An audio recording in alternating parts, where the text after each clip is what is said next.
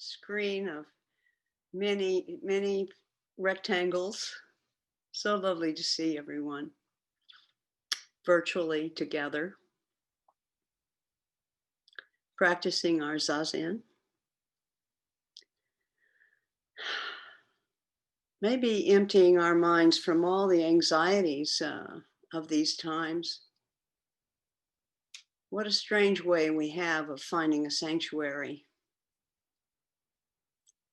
that will hold us and empower us to live skillfully in these crazy times.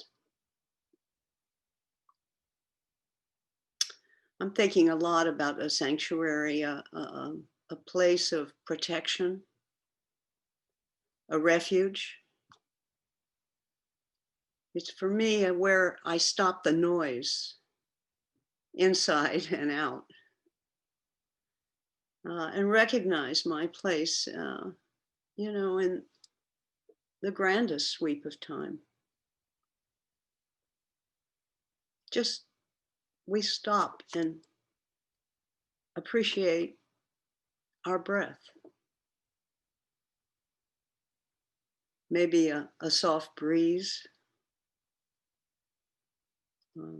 As I was sitting, the song of an autumn warbler came floating in the window. Rather different from the helicopters that have been hovering for all day yesterday over City Hall, which is not so far from where I am. Humming above us. So naturally, I'm delighted to find this virtual space as my sanctuary. It's not a grand physical space, but somehow together we find something in this mutuality of intention that we all have. We all managed to show up today. So there's a koan in the Book of Serenity, one of our classic and probably the most poetic of the koan collections. And it describes so beautifully an incident theoretically in Shakyamuni's lifetime. It's a made-up story, but it's quite wonderful. And it's a wonderful way to interrogate our assumptions and opinions. That's why we study koans, is to check and check and check, so we don't get caught in a fantasy, but we're able to really examine what this practice we have is all about. So the koan is case number 4, and it's very sweet. It's very short. As the world-honored one was walking with his congregation, he pointed to the ground with his finger and said, "This spot is good to build a sanctuary." Indra, the emperor of the gods, took a blade of grass and stuck it in the ground and said, "The sanctuary is built." And the world-honored one smiled. So what is it like for us now in these tormented times to simply remember that the moment of seeking a sanctuary, at that very moment of imagining a sanctuary, of imagining a quiet peace in our hearts, it's right there. It's so close. When we seek a sanctuary from our fears and our discomfort, it is right in that moment that we are so close to it.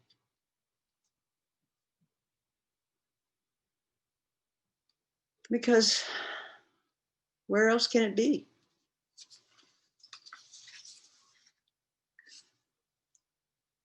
The sanctuary is always right here. It's an obvious shift, but it's not so easy to do. I recognize that. I think that's why we founded and have continued to support the Village Zendo Zen Center, because we have a commitment to remember that the way is never far away from us.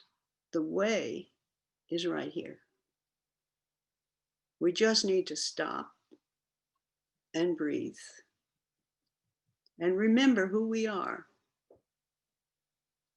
Remember that we're part of this vast cosmos throughout time.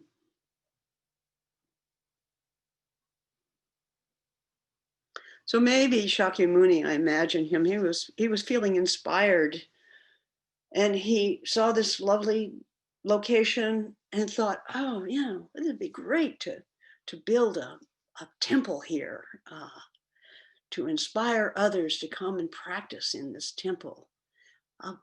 This is the right place to build a spiritual home. So he says in the koan, this would be a good place to build a sanctuary. And it seems Indra, known as, he may have been the king of the gods in the Hindu tradition, but he also was known in the Buddhist tradition as the protector of Buddhism.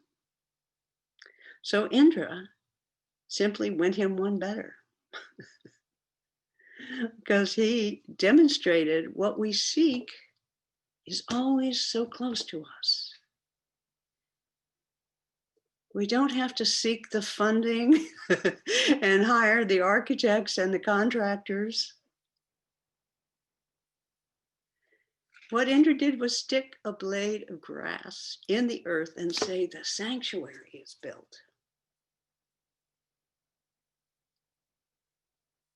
For me, it's so much like what happened in March when we had to close the Zendo. It was in a way unthinkable. We've always been a rugged little group. We've persisted for over 30 years. We pay high rent in order to be in an accessible location. We hold an annual schedule, a monthly schedule, a daily schedule. Suddenly we had to close our doors. Without hesitation, a team of Village Zendo folks essentially stuck a blade of grass in the internet. They said, the sanctuary is built. What a wonderful insight. What wonderful energy came to pass. It was immediate and direct, just like Indra. And you could say that showing up every day as we do for our online Zendo establishes again and again the sanctuary. We take this moment, this instant in time, and say, yes, here I build my sanctuary. Here I sit in this very moment. We call it virtual, but virtual is a great word. It's more virtue than semblance. Because out of the sanctuary, out of holding space, we actually restore our own well-being. We re-energize our bodhisattva nature so that we can find ways to care for beings, to serve, protect life, to be patient with those with whom we don't agree. And in this time of political conflict, this time of real uncertainty, of threatening chaos, or maybe a peaceful political resolution, in this time, we seem to have to explore more skillfully than ever how we can be of use and deliver what is needed at this time.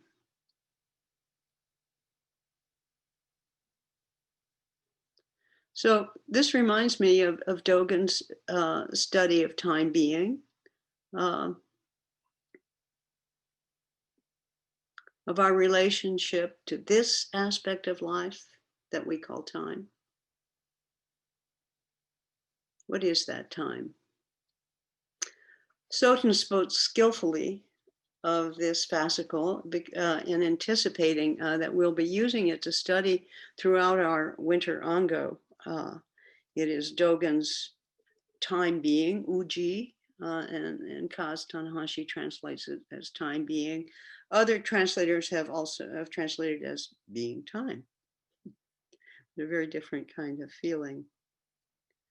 So we'll be working with this text, and it came up for me when I thought about this sanctuary, is because the sanctuary is a kind of stopping for a moment and inhabiting a different quality of time. And in this essay that Dogen wrote, he is encouraging each of us not to see time as over there, but as we ourselves are a moment of time.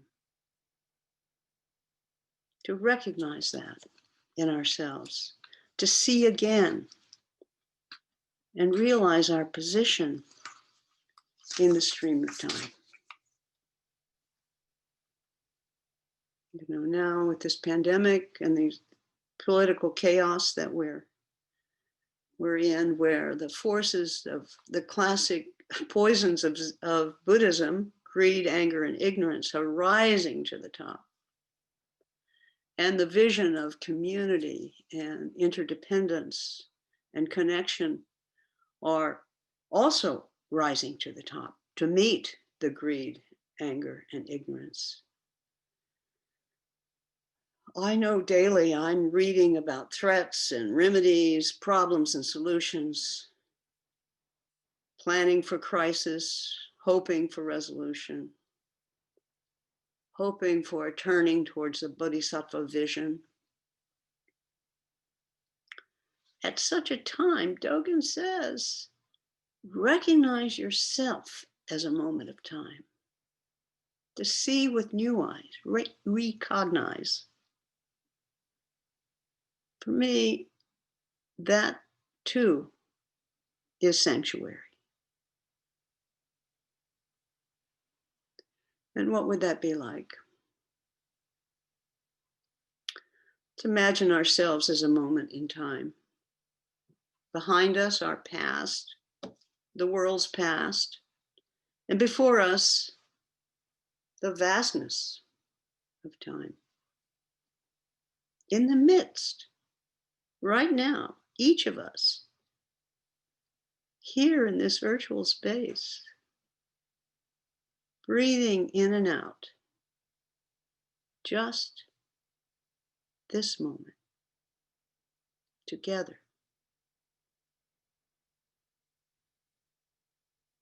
Dogen alludes to this in the early section of Uji. He writes, when you are at this place, there is just one grass. There is just one form. There is understanding of form and no understanding of form. There is understanding of grass and no understanding of grass. Since there is nothing but just this moment, the time being is all the time there is. Grass being, form being are both time. When you are at this place, there's just one grass, there's just one form. There's understanding of form and no understanding of form. There's understanding of grass and no understanding of grass. Since there is nothing but just this moment, the time being is all the time there is. Grass being, form being are both time. So this phrase, when you're at this place, what do you suppose it means? Could it be that in that moment when you recognize you are just who you are and at the same time, an element, a part of everything else. In that moment, you are in that place, which, as we say, throughout space and time. We say that in our chants all the time, throughout space and time. At that point, we are sanctuary itself. So maybe you've seen this, maybe you've glimpsed this in an ordinary moment, maybe during zazen, or maybe just on an odd moment of your day when a sound might open your mind. And in that moment, when you hear the warbler, you are yourself and also the warbler, and also the tree where the warbler is singing from. You are your sanctuary for yourself and for others. So when we are, what Dogen says, at this place, in relationship to everything that is, it's like a visceral recognition. It only lasts a moment, but don't let that moment go by without yes. It's what Walt Whitman said when he said, I am vast, containing multitudes. And precisely just at that moment, listening to a virtual talk in a pandemic before an important political election, also all true in this very moment.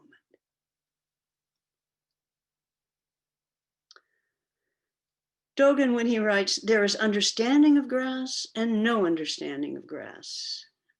I see him using that same blade of grass that Indra was using.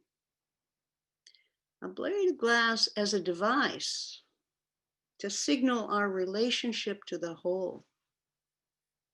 One blade of grass, each one of us individually in these little boxes here in Zoom, all these blades of grass, part of a whole field of grass.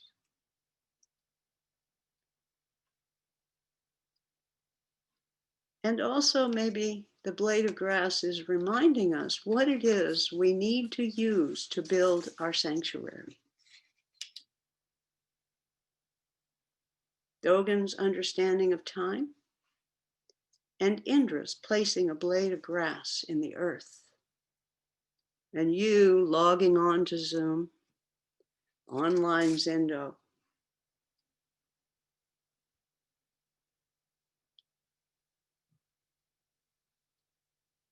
sticking a blade of grass in the ground to build a sanctuary is also offering energy to sustain the world as we know it, to sustain the world as best we can. We engage in political action, we vote for the best interests of everyone in our community. We offer our money and our best efforts for the well-being of others. In a time of political turmoil, we turn our hearts and energies to finding the most skillful way that we can be of use to the whole. So Dogen is reminding us to experience ourselves as an element in the vast interconnected reality, as an integral facet in this wild and brilliant cosmos. We are important. We do matter. We do make a difference. So we have to ask ourselves then, if this is true, then how do we plant our stalk of grass to create our sanctuary. Dogen says, each moment is all being, is the entire world. Reflect now whether any being or any world is left out of the present moment. Reflect now whether any being or any world is left out of the present moment. Dogen is asking us to expand our view, to recognize the grandest of visions.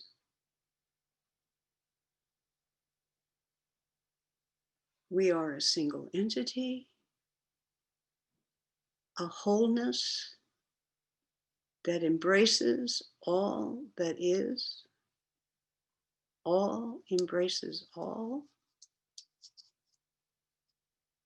And is anything left out? One could say that the conflicts in our day-to-day world are all about who is left out. So what might it mean for us to consider, as Dogen writes, whether any being or any world is left out of the present moment?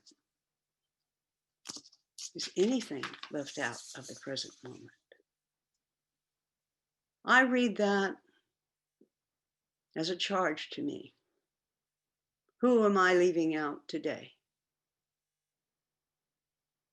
You might ask yourself, who are you leaving out today?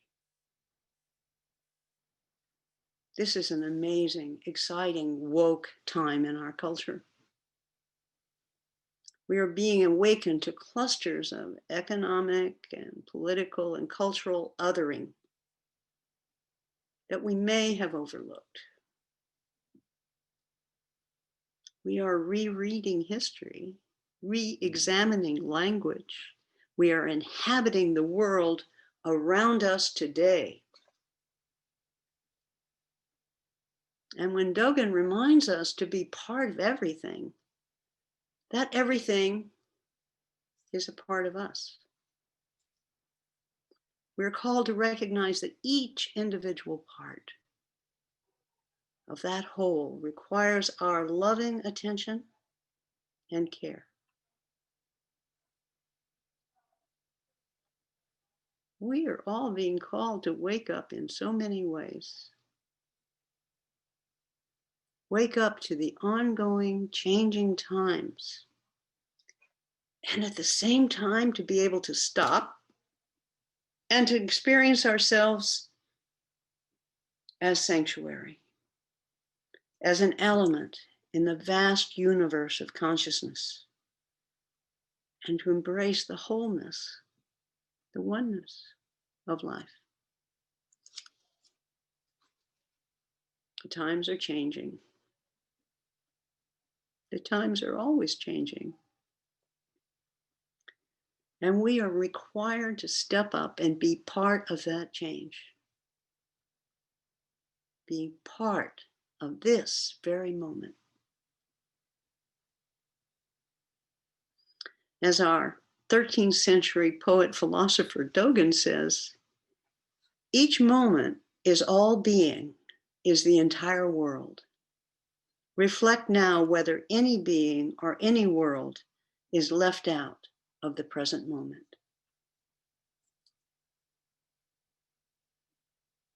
Let me offer a closing gatha to Dogen's remark.